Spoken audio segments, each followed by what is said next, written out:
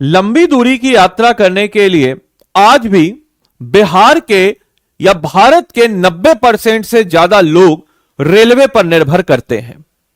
दोस्तों, अगर किसी भी राज्य की प्रगति को बेहतर करना हो तो वहां की इंडस्ट्री के साथ साथ हमें वहां का कम्युनिकेशन यानी कि संचार व्यवस्था को भी बेहतर करने की जरूरत है। वहां के ट्रांसपोर्टेशन को भी बेहतर करने की जरूरत है, यातायात को सुगम बनाने की जरूरत है।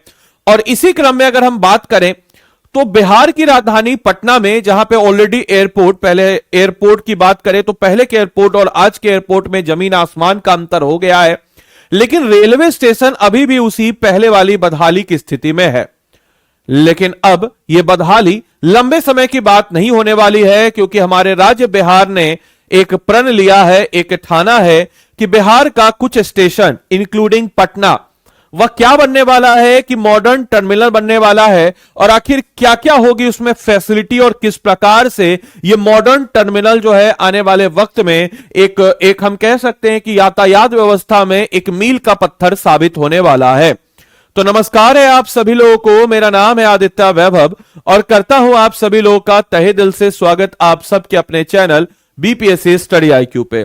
तो दोस्तों, अगर हम बात करते हैं कि आखिर क्या है यह सिनेरियो और किस प्रकार से आपके एग्जाम के रिलेवेंट है, तो आपको बताते चले कि बिहार के पटना जंक्शन को पूरी तरीके से मॉडर्न बनाने का निर्णय लिया जा रहा है। बिल्कुल सही। जिस प्रकार से एग्जाम्पल कहां से लिया जा रहा है, तो जिस प्रकार से मुंबई के जो मॉडर्न टर्मिनल है उसी के तर्ज पर पटना को एक मॉडर्न टर्मिनल बनाने की बात कही जा रही है।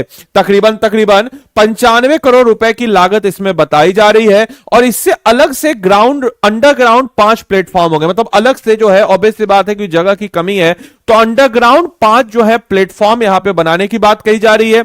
साथ ही साथ पटना सिटी सेक्शन में जगह की कमी ना होने के इसके लिए एक अतिरिक्त लाइनअप और डाउन दिशाओं में रिवर्सेबल तरीके से चलाने का भी निर्णय लिया गया है, ताकि जो जगह की कमी जो है वो उसको पूरी की जा सके। इसके अलावा तीसरी और चौथी रेलवे लाइन, यानी कि अगर हम बात करते हैं इस बीच में, तो जमीन की कमी के कारण दानापुर पटना के बीच मौजूद जो है दो जो है स्टेबलिंग लाइनों को हटा करके तीसरी और चौथी लाइन बनाई जाएगी और दोनों की क्षमता जो है डबल की जाएगी। और इससे क्या होगा कि डीडीयू से पटना होते हुए झाझा तक करीब 400 किलोमीटर लंबी डीडीयू यानी कि दीनदयाल उपाध्याय स्टेशन 400 किलोमीटर लंबा जो रेलखंड है, इसके निर्माण पर लगभग 17,000 करोड़ रुपए खर्च होने की स्वीकृति दे दी गई है। और ये जो डीडीयू से यानी कि दीनदयाल उपाध्याय से जो पटना तक का रूट है, that was basically one of the BGS route, क्योंकि कलकत्ता और दिल्ली के बीच का एक कनेक्टिविटी के रूट के रूप में नजर आता है।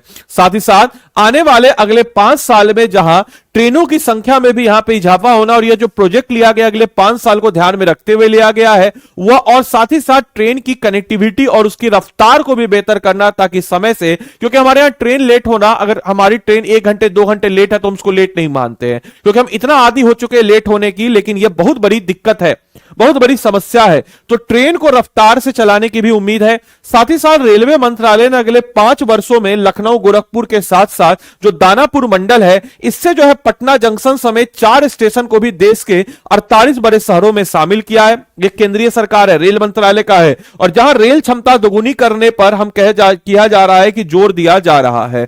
साथ ही साथ आपको यह भी कमेंट बॉक्स में बताइए, क्या आपके जिले में भी यह समस्या है कि रेलवे स्टेशन की बदहाली है, वहां पे गंदगी है, वहां पे प्लेटफॉर्म की कमी है? तो कमेंट बॉक्स में लिख के बताएं कि आप कौन से जिले में, आपका कौन से जिले का रेलवे स्टेशन जिसकी बदहाली है, ताकि मैं अपने केस रिसर्च, क्योंकि ऑब्वियस सी बात है कि मैं किताबों और इंटरनेट के सोर्स पे आधार पर वीडियो को बनाता हूं, लेकिन आप लोग का जो ग्राउंड रिपोर्ट है वह मेरे लिए बहुत मदद करेगा। तो अपने जिलों का नाम और आप वहां पे जिलों की स्टेशनों की क्या क्या समस्याएं हैं, अगर हो सके तो लिखिए, क्योंकि आगे मैं इस वीडियोस को बनाऊंगा, अपने वीडियोस में डालूंगा। और कुछ ब्लफ मत कीजिएगा, रियलिटी लिखिएगा, जो है सो लिखिएगा। अच्छा हुआ है तो उसको भी लिखिएगा, और क्या कमी और बेहतर सुधार किया जा सकता है उसको भी जरूर लिखिएगा।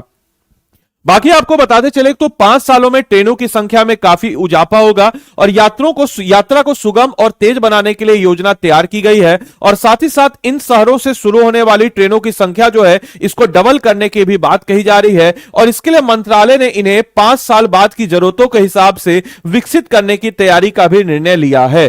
साथ ही साथ आपको बताते चलें कि पटना से जुड़ेगा नया रेल लाइन। आपको बताते चले कि पटना औरंगाबाद के लिए बिहटा औरंगाबाद नई लाइन और पटना के आसपास रिंग लेन, यानी कि पटना से हम कह सकते हैं कि बिहटा औरंगाबाद और रिंग लेन नेटवर्क, जिसके बारे में ऑलरेडी मैंने एक वीडियो बना रखा है कि किस प्रकार से पटना में 4 रिंग रेलवे नेटवर्क बनेंगे, जिसके कारण वहां की कनेक्टिविटी बेहतर और आसपास के क्षेत्र में जो रेगुलर ट्रैवल वाले हैं, सर्विस वाले हैं, उनके लिए वहां पे काफी मदद मिलेगी। साथ ही साथ दीदारगंज फतुहा के बीच गंगा पर नया पुल, ये भी मैंने बताया था उसमें, और अतिरिक्त नई रेलवे लाइनें शामिल है, जिससे ट्रेनों की संख्या काफी बढ़ने और साथ साथ यात्रा भी यहां से आसान हो जाएगा। इसके अलावा इसका जो टारगेट रखा गया है 3 साल में पुनर्विकास का कार्य, यानी कि इस क्षेत्र पर जो हम कह सकते हैं कि वापस से रिवाइवल और वापस से रीडेवलपमेंट किया जा रहा है। पटना, दानापुर, आरा, बक्सर, फतुहा, गहमर, जमनिया, पाटलिपुत्र समेत जो अनेक क्षेत्र है, यहां पर ट्रेन और यात्रियों की क्षमता का विस्तार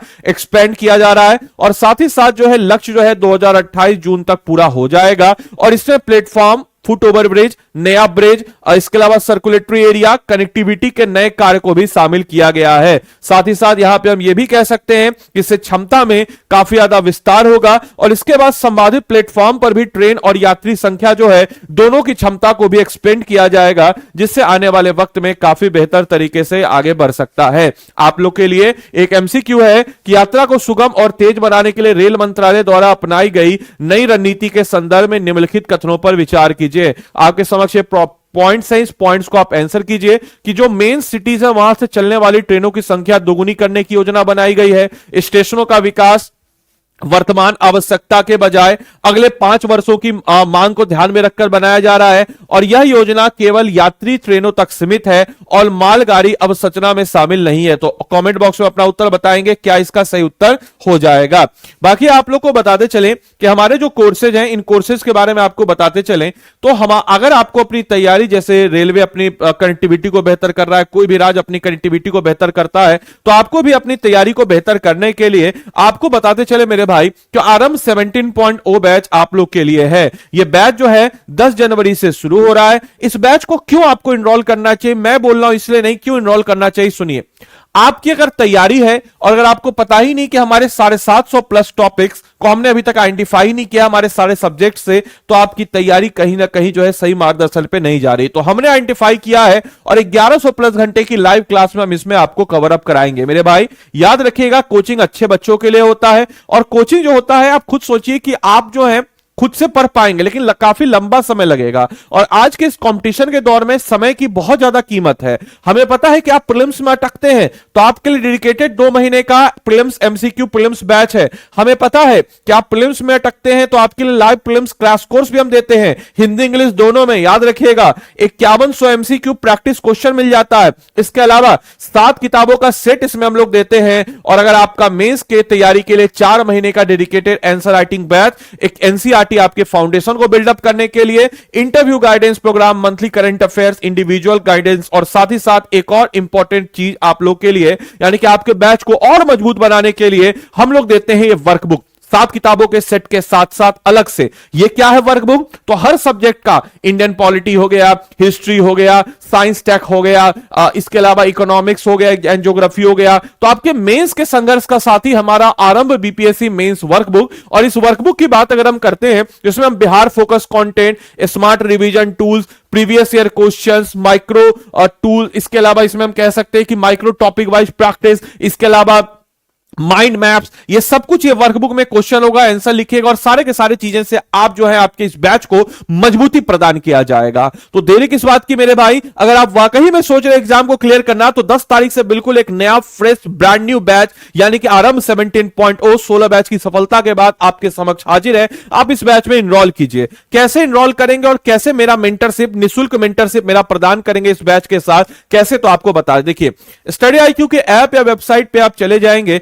ऐप या वेबसाइट पे जाने के बाद स्टेट पीसीएस पे जाएंगे, बिहार पे आप चले जाएंगे। बिहार पे जाने के बाद देखिए आरंभ 17.0 है, इसमें बाय नाउ पे जाइएगा। बाय नाउ पे जाने के बाद यहां पे आप क्या करेंगे, तो ADILIV आदि लाइव लिख लीजिए अपने नोटबुक में। आदि लाइव कोड से आपको देखिए कोर्स का फी कम हो गया। लैंग्वेज चुन लीजिएगा, हिंदी या इंग्लिश जो भी आपका लैंग्वेज हो, इसको चुन लीजिएगा और चुनने के बाद लिख लीजिएगा, देखिए क्या कोड इस्तेमाल करना है, तो आदि लाइव कोड ही इस्तेमाल करना है। या फिर अगर आपको स्टडी IQ से कॉल आए तो आप बोल दीजिएगा आदित्य सर का मेंटरशिप चाहिए, तो 928 99996924 इस नंबर पे भी आप कॉल कर सकते हैं और कॉल करके बोल दीजिएगा कि क्या चाहिए आपको।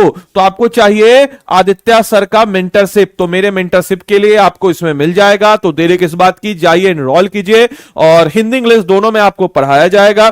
कई बच्चों का कंसर्न था कि सर आप कंटेंट जो है यूट्यूब पे देते हैं, हिंदी पे देते हैं। मेरे भाई डिलीवरी में हिंदी इंग्लिश दोनों में कर देता हूं, बहुत सारा कंटेंट दे दूंगा हिंदी इंग्लिश दोनों में, तो पूरा भर जाएगा बोर्ड। इसलिए एक लैंग्वेज को फॉलो करता हूं, बाकी मैं कोशिश करूंगा जो कीवर्ड्स है, कीवर्ड्स को हालांकि मैं इंग्लिश में बोल देता हूं, लेकिन यहां पे कीवर्ड्स को मैं इंग्लिश में अगले वीडियो से लिख भी दिया करूंगा। तो चलिए अगले वीडियो में मिलते हैं, तब तक के लिए सारे बच्चों को bye bye, take care, thank you and thanks for watching this session.